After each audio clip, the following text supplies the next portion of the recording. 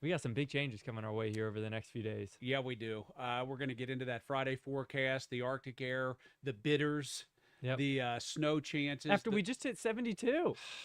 It was so Hmm, nice yesterday. it's pretty nice today, though. Yeah, today's not bad. Not Very seasonal. not bad at all, Matthew. Temperatures that will probably end up in the low 60s Yeah. after some frost this morning. Yeah, And I had some at my house. did you? Yeah, in Metro Louisville, man. We had some frost there. I know some of our southern communities, a few places Yeah. didn't drop out of the 40s, but there were a lot of spots that got down to around freezing to start off the day today. And this is one of those things where, this time of the year, November, frosty mornings, I call them dime a dozen. Yeah. They start to happen. We've already had an end of the growing season and all that. So, frost and cold, it's to be expected. But also, there's days like today and yesterday that still hit. It's not like it's always cold, it's still Right. that in between. And that's what we're going to have coming up in this forecast, a lot of in between, aren't we? Yeah, absolutely. So, fortunately, we've had some good days around here, but now we got to trade them off and get the bad stuff in, or bad stuff, by some people's standards. Now, we are talking about a big system, the center of low pressure. You don't see it drawn on the map here, but it's up in Canada.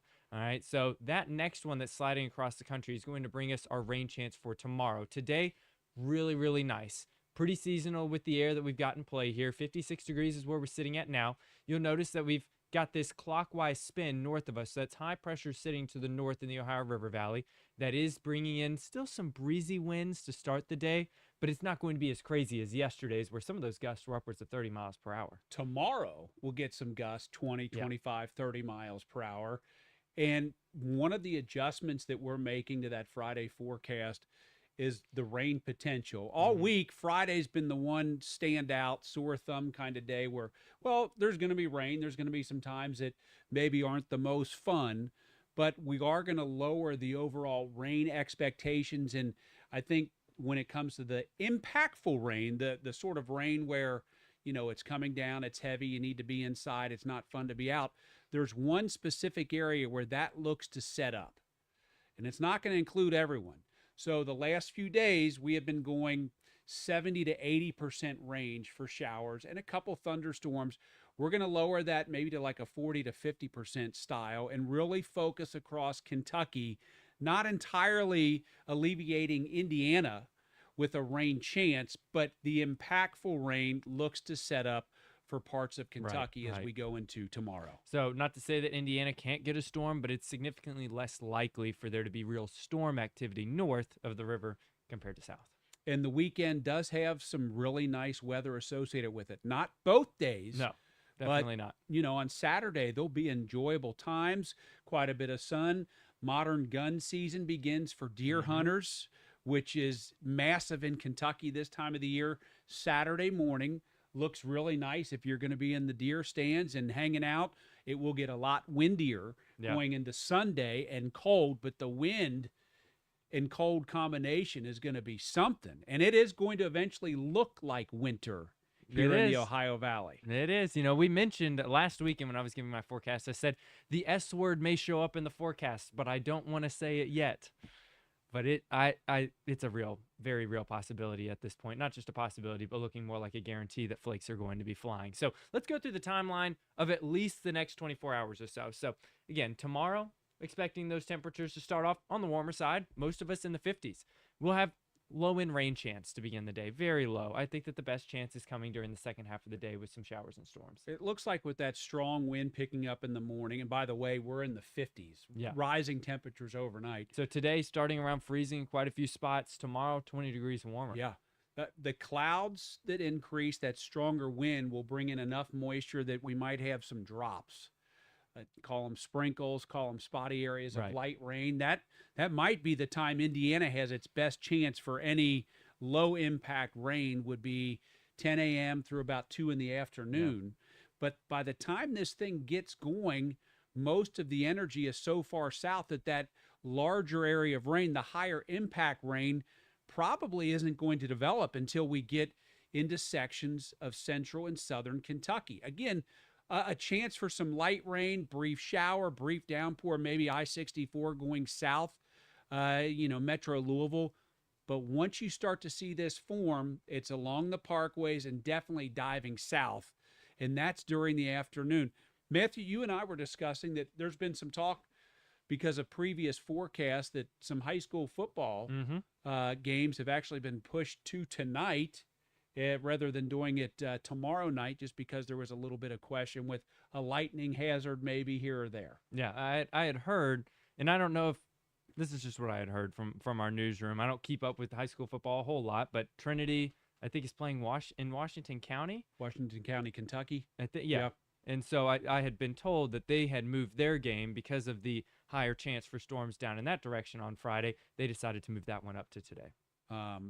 Tomorrow night, it looks like for high school football, most of the area, 7 to 11 o'clock, there won't even be rain left over. Yeah, most of us are bone dry at that point. I would say the one thing that has been consistent when it comes to thunderstorms, the location, if we're going to get lightning and any gusty storms, still holds across southern and central Kentucky. This thing's moving fast. It doesn't have a chance to really get the atmosphere all gurgly and unsettled like you need some Pepto-Bismol. Some Tums or something. The way you put this. The only place that would happen or potentially happen would be where this band of rain that you see is setting up in southern Kentucky, Cumberland Parkway up towards the Bluegrass Parkway. Right. Maybe. And that is a big maybe at this point. Again, we've been dropping that rain chance. It looks significantly higher for those in eastern, southeastern Kentucky. But the models have consistently, and we always look at trends. When we're looking at models, it's not just one run. This is the one that's going to be it. People do that sometimes with winter storm tracks and do that with hurricanes and say landfall here. It's just never going to be the case. You're always looking for the trends. Is it trending north? Is it trending south, later or earlier? This appears to be trending a little bit earlier, and with most of those showers and storms happening a little bit further south and east than previously thought. And that's really good news for a lot of our folks, especially along the Ohio River, especially for those Friday night football games or any Friday night plans that you may have. That's what we want to hear, is that there's going to be more dry time for us. So this is our lightning tracker. Yesterday when I was presenting this on TV a few times, it has been consistent from the last 24 hours up until now, highlighting the area where there could be some sporadic cloud-to-ground lightning strikes, Kentucky. This is the one area where you see some of those specks showing up. As we get peak heating, there's wind energy. It's there for maybe, 2 hours, 3 hours? And it doesn't line up perfectly with everything. But, yeah, I'd say that wind energy is the main pushing factor here with what we have in play for severe weather potential. We'll go on and highlight that area from the Storm Prediction Center, which is consistent with what they had issued yesterday. Right. Not a big change here. And when you go to trends and we discuss that, I think there might be a pretty good chance because of the trends. The Storm Prediction Center removes a lot of this area in Kentucky entirely from this low-end threat. Not that the threat was ever really high. It was one of those sort of marginal. Conditional. It might be able to get going, but, at least the consistency is if there's going to be storms, it would be somewhere near that bullseye area. Right. So the threats with this one, damaging winds, as usual, is going to be the most likely threat out of all of them. But even that is no guarantee by any means. We're talking most of these storms, 30 to maybe 50 mile per hour gusts, if they can really get going, up to 60 miles per hour. I know the Storm Prediction Center had, said an isolated tornado can't be ruled out. I think that chance is very, very, very low. When it comes to severe weather, if there's a thunderstorm and a low-end chance of a severe storm, you might as well every time say, well, there could be a tornado. It could. There could be some damaging wind. I mean, it's a severe storm. Sometimes it happens, but just whatever is on the table, it is the lowest of low threat. So we have that going for us. Now we're gonna flip the switch, turn the table away from severe weather to the weekend forecast that starts out lovely. And then want a lot for Christmas. Ooh. There is just one thing I need. What is it? What is it, Jude? What do I need? There's your chance. I put you front and center. No. Want a little snow action up in here. I saw a snowplow on the way to work today. They were out. I guess they were running routes. Is that not crazy? Like we are early in the game here in the season, and there is potential. And I know that they're trying to get ahead of it. Hey, just in case we get accumulating stuff. We'll talk about that in a little bit here. The weekend forecast. We talked about tale of two halves this weekend. Two different types of weather for sure. Saturday looks phenomenal. Sunny. High temperature close to 70 degrees in our warmest spots. not everybody necessarily gets there. Those Saturday night football games, though, there could be some rain. Louisville takes on California. That game kicks off 7:30. UK has a must-win game against Florida, who's not that good. I think Florida's favored by a couple points, but that is an easy, doable game for UK, which if they finish out the season with some wins, they potentially bowl eligible. So this is a must-win over in Lexington. It looks like that rain chance will come in just after these games. Most likely. The Arctic front that's going to whip up some rain and make Sunday a lot colder comes in approaching around midnight through daybreak on Sunday. That's going to get the temperatures dropping. There's going to be a few hours worth of gusty showers. There might even be an isolated rumble of thunder along that front. It's possible. At nighttime after the games. I mean, if it scoots up a couple hours, then the end of these games could have some rain. But it's going to get windy Saturday night into Sunday morning.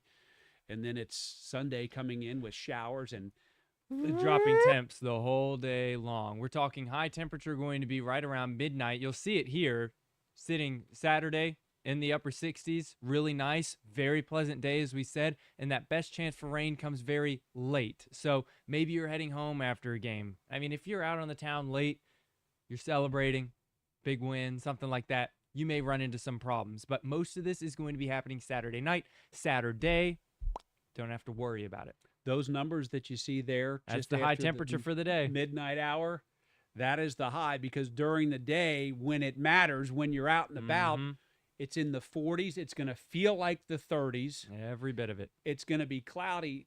Now, what we think really holds the key to our snow potential is that secondary low pressure. It's a pretty potent upper level low, 15, 20,000 feet up in the sky. You probably don't care about that, but it's important with our weather forecasting. This thing digs down, gets strong, underneath it extremely cold air, and let's play up the fact that even if this thing doesn't move directly on top of us, right, and we get into the sweet spot, typically with this kind of cold rushing in, whatever scarce amount of moisture is available, those falling temperatures will squeeze out some flurries. Now, of course, what's the most important thing?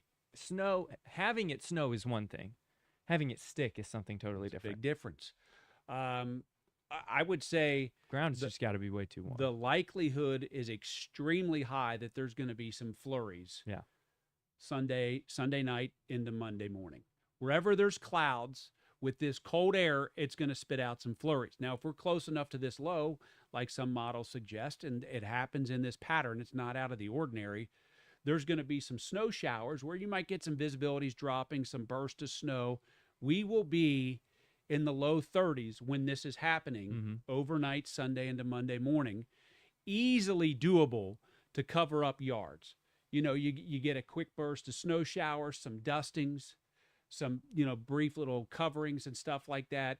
Right now, I'd say Louisville, Lexington, Cincinnati, Indianapolis, Dayton, Columbus, in the Ohio Valley, along and east of that low pressure track, there's going to be scattered snow showers. And with them falling at night, especially into the early morning hours on Monday, the grounds and mulch beds and the rooftops, they can have dustings of snow. It's possible. There's plenty of evidence to support that. We don't see anything that says you're shoveling or sliding all over the place. I think that the soil and the ground is just a little bit too warm, especially, I mean, we've had some cold days where we've been down in the 30s, but sub-freezing days, it's been, few and far between. Only a couple places have managed to do that. So the ground is pretty warm. Depending on how heavy the snow is, we had an instance last year where we had super heavy snow that dropped like 4 inches, and then within a couple of hours, it was all gone just because of the ground warmth. It happens. Dusting's definitely possible. It's a rude awakening. Yeah, is what it is. So, and let's do the opposite. Let's just say we don't even get snow showers. There's a flurry, and that's it in the snow department. What is going to happen? It's a guarantee. The cold. Monday morning, wind chill values will be in the upper teens to around 20. The real temperature, upper 20s, low 30s at the bus stop for the kids. Brutal. During the day, if we're cloudy, mostly cloudy, some of us won't even get to 40 degrees for a high temperature, which is 20 below average. This will be gone, though, by Veterans Day as we head into our Tuesday. Yeah. The sun comes back, but it's going to be really cold. Tuesday morning, 20s. We're not going to have to cut. If one more grass cut, if you want to do that before this cold sets up, the grass really isn't going to be growing with the cold. That's the crazy thing about how fast this is going to change. So we had 70s yesterday, and we're going to be fairly warm on Saturday, have this huge push of cold air. We've got that snow potential in there as well. And then it's just gone. Like you get those 2 really cold days, or 3, I guess, if you include Sunday, Monday, Tuesday, and then we'll be warming right back up next week. Just like that, November's finest, Yep. where you go back and forth all month, this way, that way. And then we have the Jingle Tree, by the way, November 19th. I did want to mention that. Wednesday, November 19th is going to be the first day for the Jingle Tree. Mm-hmm. We have so much planned for that. I'd love for some snow at the end of the month to help get everyone going with the Christmas spirit, and maybe the giving spirit with ornaments and money. And we have Start making your plans now. concerts Get planned. those ornaments ready. Orchestras, Louisville Orchestra is going to be here. So many different local music groups, and I am jazzed up. I know we have Thanksgiving first, and Right. Thanksgiving. We're not going to skip Thanksgiving. Used to be my favorite until the kids came along. Then I got back into Christmas. Yeah. But Thanksgiving and Christmas, November and December, it's the best time of the year for me. It is. I love it. It's the most There it is. wonderful time of the year. All Do right. you have any more? No, I got nothing. That's it. That's it.